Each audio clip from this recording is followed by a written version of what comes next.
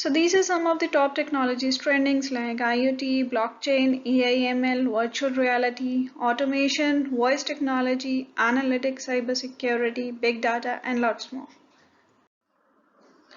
So next is artificial intelligence and machine learning. So basically AI makes possible for the machines to learn from the experience and to adapt to the new recommendation and perform like human like task, right? So basically AI applies the machine learning, deep learning and other technologies to solve the actual problems.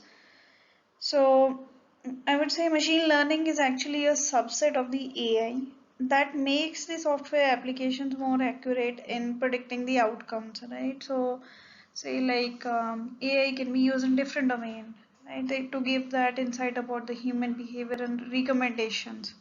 Say in Google you go and search for any particular item.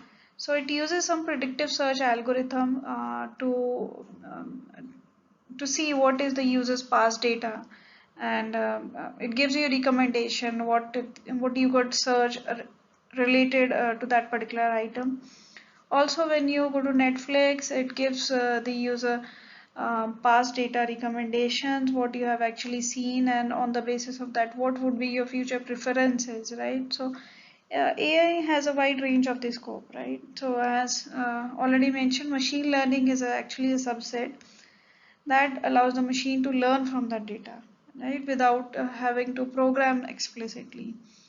And deep learning is the subset of your machine learning, right? So machine learning basically has a limited scope, and also there are three types of the AI as you see in the diagram, as it's illustrated.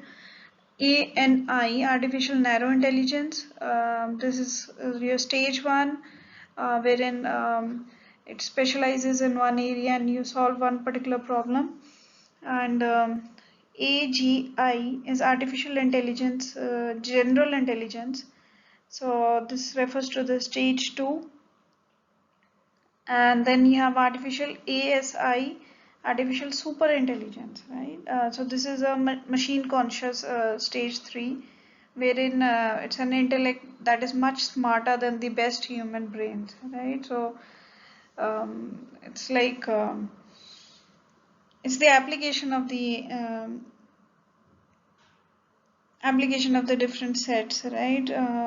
So that gives you some human to machine interactions, right? So and shows how the machines are becoming intelligent in nowadays.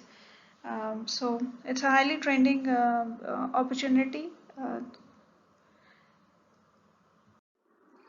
So automation is the use of the wide range of the technologies that helps to reduce the human effort or human intervention in the processes, right? So different type of automation technologies, software and techniques are there that helps to speed up the process which were actually performed by humans. So in software industry, like you have different automation testing tools which allows the systems to build the workflows more quickly.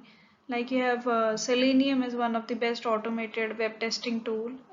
Like it helps the testers automate the web browsers through the different browsers. Then you have Test Complete is there, right? So you have Cucumber is there, which is one of the integration testing tool. Then you have Catalan Studio, where it gives you test automation solution. You have all-in-one test automation solution. So likewise, you have other SOAP UIs there, which is a cross-functional testing tool. So all these help to speed up the process and make the systems um, uh, more highly performing in nature, right? So also there are three categories of automation. If you see here, we have a fixed automation wherein it's best suited for the high volume production lines, right? So you have, it's expensive to implement, right? But in programmable, it's a kind of a programs you're executing. Maybe say you have some batches which you need to execute. So it's a batch job that needs to be executed. So this is a kind of a programmable automation. Then you have flexible automation, right? That can be there's initial implementation is expensive, but then you can automate the sequences, and that can help you perform some sequences, right? That cannot be actually executed in the batches. So voice technology, it's a combination of IoT, AI services and UX interaction which results in a hands-free technology, right? It identifies the speaker and authenticates him.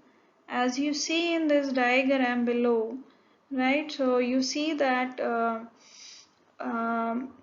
whenever the software technology, right? So how does it work? It records the voice sample. You see the first block wherein it captures the voice sample, and it digitizes it to create a unique voice print or some template.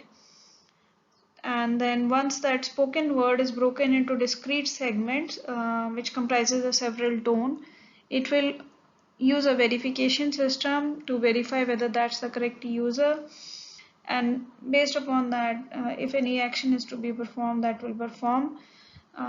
So say you have different devices like Apple Siri, Alexa is there, Google Assistant, right? You can use them to literally talk to, you're talking to a smartphone, you're talking to another device or some computer, and they respond to your spoken commands, right? So this is widely prominent technology which is being used today. So big data, it is it's a term that describes some huge volume of the data. It can be structured or unstructured, right? And it can be analyzed for the insights to make some decisions and some strategic business moves. So it basically the large data sets are analyzed using the past, and so that the future prediction can be done. The main concepts of the big data is around the 8 V's. Um, the common ones are like volume, velocity, and variety. So they are used so that any data is processed easily. And big data helps you handle the real time sync and your batch related data, right? So it can be used for the insights, and the common examples I would say are, it can be used in research, analytics, medical, education, right? So basically it helps to determine the root cause of the failure, right? It helps you identify the issues in the real time. So big data can also prevent detecting the fraud behavior, right? Even before it affects your system. You recalculate your risk scenarios, and the common companies which are using these days are Amazon, American Express, Netflix, T-Mobile, and